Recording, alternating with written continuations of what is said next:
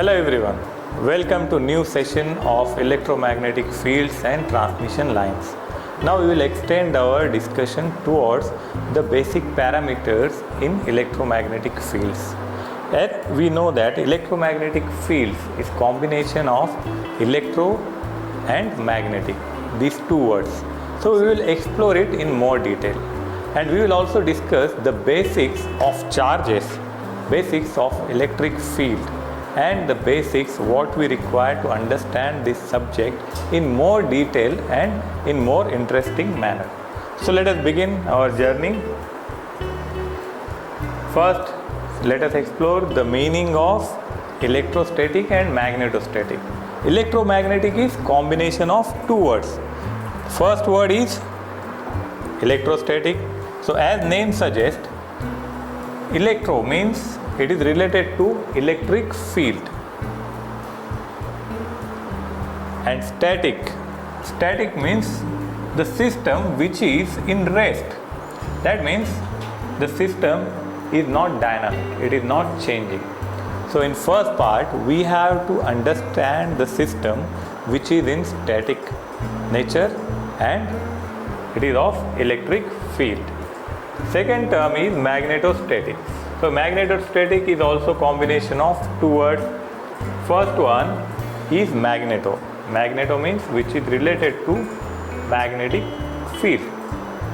And second part is static, that means which is in rest. So what is this flow? I will tell you. First part in this subject, as we discussed in the syllabus, we have to understand the basics of electric and magnetic fields. What is our application example? Application example is the mobile tower is our example source, and a mobile phone is our example destination. So in between them what we have? We have electromagnetic fields. Now these fields have two parts. One is electric field and another one is magnetic field. Something like this. So these fields are changing with respect to time. These are changing with respect to time. But before moving to complex system, what we do? We will study these fields separately. So say separately we will study magnetic field in rest, and then separately we will study electric field in state rest, and then we will combinedly study them for a moving wave. So in first part we will discuss the static condition for electric as well as magnetic condition. So all this starts with the basic type of currents. We know there are two types of currents. First one is direct current, second one is alternating current. Direct current means it will have a same amplitude. There is no change in the magnitude. There is no change in the amplitude or frequency of this signal. That is alternating signal. Second type is first one was the direct current. Now second one is alternating current. Here we can see that the values are continuously changing with respect to time. So voltage or current will be changing in alternating form. These are two types of currents normally we use. Now this subject, the electrostatic part, is mainly depending upon the Coulomb's law, and Coulomb's law is based on the Newton's law. So let us begin with the Newton's law. What Newton stated? Newton stated that if two objects of different masses are separated by some distance r, then the force between them will be product of two masses, and it will be inversely proportional to the square distance between them. Now this is about the Newton's law. Then on the same lines, Coulomb stated the relation between two charges. Now charges is main object in this today's session. charges are tiny objects, tiny particles, like electrons are negatively charged particles. Now for better understanding in 3D, if you imagine the enlarged version of a single point, if I make a point, that means it is a point charge. But for simplicity, if we zoom it, if we expand the point in all the direction, it will look like a sphere. So for simplicity, we will represent our charges like a spherical shape. So here you can consider there are two charges present in space. So this is how we will show the charges. Now these charges may be in some 3D space. We have discussed different coordinate systems. Now this one is showing there are two charges present in a Cartesian coordinate system. They have a fixed location at different places. You can see their shadow is visible. Now this is one setup where we can imagine two charges present in a 3D space. Now this may be shown like this also. Just for understanding purpose, we are giving it a three-dimensional view so that we can imagine it in a better way. So let us give them name. Now here we have two charges. We will name them charge Q1 and charge Q2. So according to Coulomb's law, what Coulomb stated, he gives the relation of force between two charges. Now this force may have two types of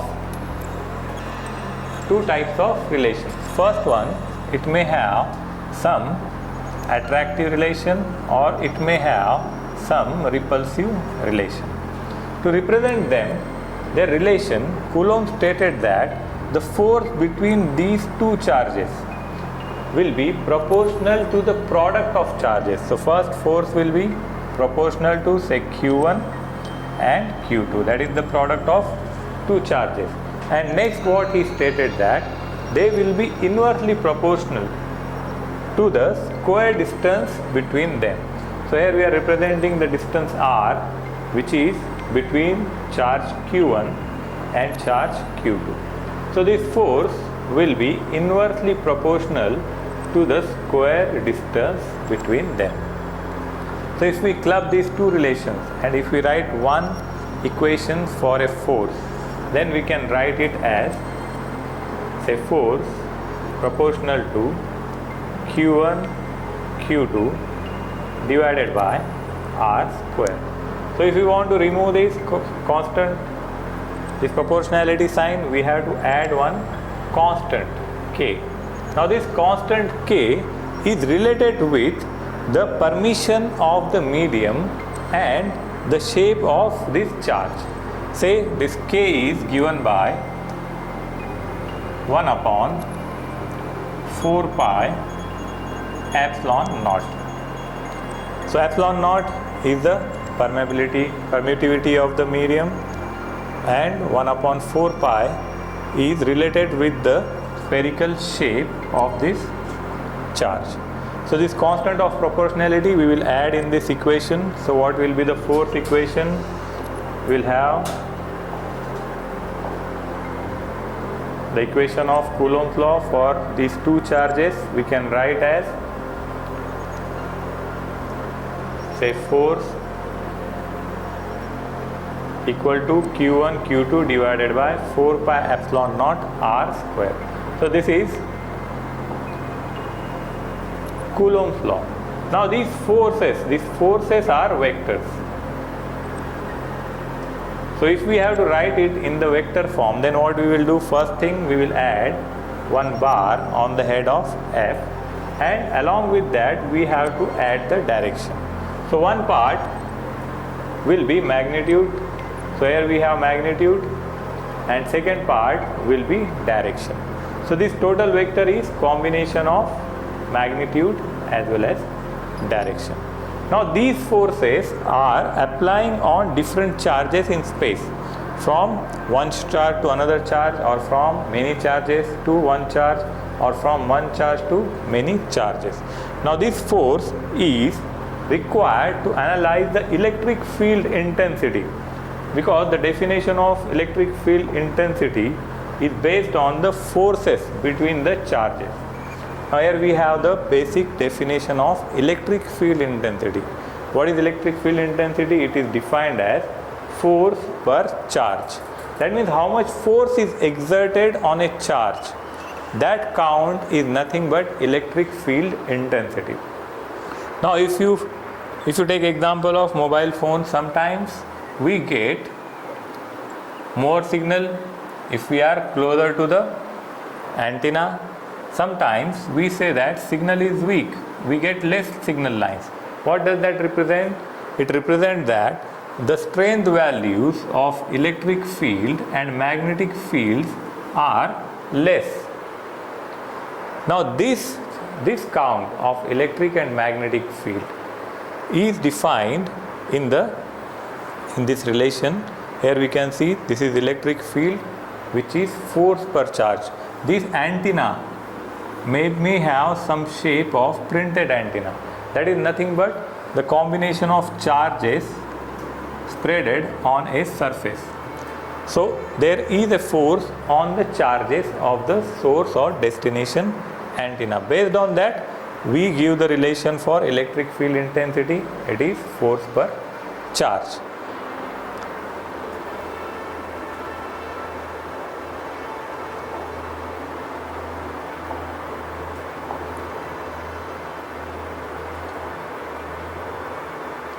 Now next we will discuss the basic charges, the behavior of charges. Now charges are at the basic element of everything. From the charges we get everything. If you are a student of electrical or electronics or EC, then the definition of your branch starts from the electronics, which is derived from the movement of electrons, and electrons are nothing but charges. Charge is at the base of everything what we study in our branches. So these charges may have two types of polarities on them. First type is positive polarity. So we can say it is a plus Q. Now these charges and electric field are closely related. Whenever there are charges, there will be production of electric field intensity. You can compare it like a sun. Sun is like a same shape, sphere shape, and in all the direction it emits the light. Similar way, a positive charge emits electric field intensity in all the direction, and it will be perpendicular to the surface of the charge. Same like the light. One more thing you have to remember, that light is also an electromagnetic wave. So that is part of spectrum, visible spectrum, that is also nothing but electromagnetic wave. Now let us come back to these charges. So charges are giving out electric field intensity in all the direction if it is a positive charge. Now if you imagine, like from sun or any light source, the light is going out. First they will be very close to each other, but as they go away from the source, then you can see that the distance between them is increasing. So if we are watching towards this light from the earth, then we feel that these lines are perpendicular to each other, but in actual they are perpendicular to the source. So positive charges will give out the electric field intensity outward. Now if we talk about negative charges are the receivers. They will receive all the electric field intensity towards them, and that will also have the perpendicular relation. So they will come towards negative charges in perpendicular way. This is like the nature's law, opposite attracts. Positive charges will send out the force lines in the form of electric field, and negative charges will accept them, and this will make the bonding. So that also we will see how it goes. Few more properties of charges. If we have similar charges like two positive charges, then what they will do, they will repel each other. as we discussed that force may be attractive force or force may be repulsive force. If two similar charges are there, they will go away from each other. What may be the reason? Again, same reason. As we say, for positive charges, the force lines are going outward. Similarly, for another charge also, force lines are going outward. Now these outward force lines are not matching with each other. They will repel each other away. So this is similar charges, those who are repelling each other. Then if we have opposite charges, positive and negative, then what will happen? They will attract each other. Why they will attract? From positive, the field lines are going out. For negative, it will take inside. So there will be bonding between the positive and negative charges.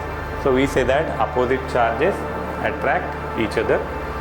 This is about the charges.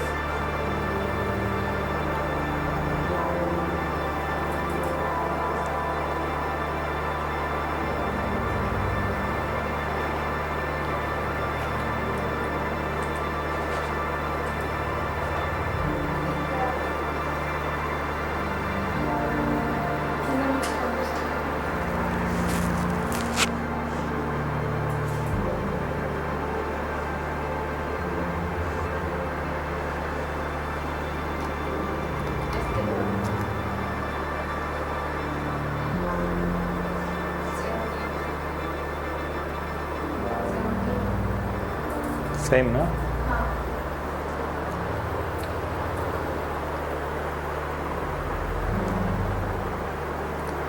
Okay, so here we have opposite similar charges where they are attracting each other. Now if you relate it with the electric field intensity, there will be one source line. This source line will apply some forces on some given points, and there will be some distance r between them. So we will consider one source and one destination where we have to calculate the various strengths of electric and magnetic fields.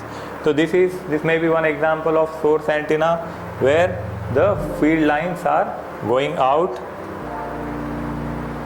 and there may be charges present in space. Few may be positive, few may be negative, and if they are opposite charges, one positive, one negative, then suppose if this is positive charge giving out the force line, then this, if it is coming inside, this is a negative charge. They will attract each other.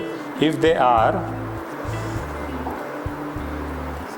similar charges, they will repel each other. In next diagram we can see, now here we have one positive, one negative, and one more positive charge. So for this positive charge, electric field intensities are going out in all the direction. So these are electric field lines perpendicular to each other going outward. If there is a negative charge, there will be bonding between negative and positive charge. If there is another positive charge, then that positive charge will also have some kind of force of attraction with that negative charge. So there may be various charges present in space, and all of them are applying some forces on each other. These forces may be attractive or repulsive.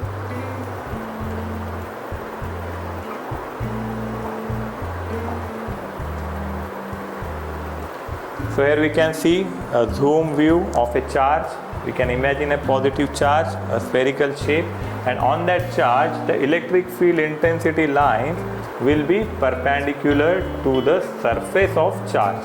They will be always perpendicular to the surface of charge. As they go away, the distance between them may be increased. One more thing about electric field intensity we have to remember is that the direction of electric field intensity. The direction of electric field intensity is always from positive to negative, as we have seen in the example of charges. So if we consider this diagram where we have one capacitor, one resistor, and one battery source. For battery source, we have polarities. This side we have plus, this side we have minus. So the direction of electric field intensity will be from positive to negative for this battery source. If it is a resistor R, this one is positive, this one is negative. So from positive to negative is the direction of electric field intensity. Similar way, we have one capacitor. If one plate is positive, another plate is negative, then the direction of electric field intensity is from positive to negative. Now let us focus on this capacitor alone in separate diagram. So here we have just zooming out towards the capacitor. So here we can see these imaginary arrows are representing the electric field lines. They are starting from positive terminal and going toward the negative terminal. We don't have the actual arrows. These are invisible force lines. Just for representation purpose, we are using this diagram, where you have to remember that it always flows from positive to negative. Positive charges, they go out. From negative charges, they come in. So this flow goes like this. So this is about the direction of electric field intensity. So here also we can see in the diagram positive plate, negative plate, and we have the electric field intensity line. So a few more concepts of charges, and next topic we will continue in the next session. Till then, have a good time. Thank you.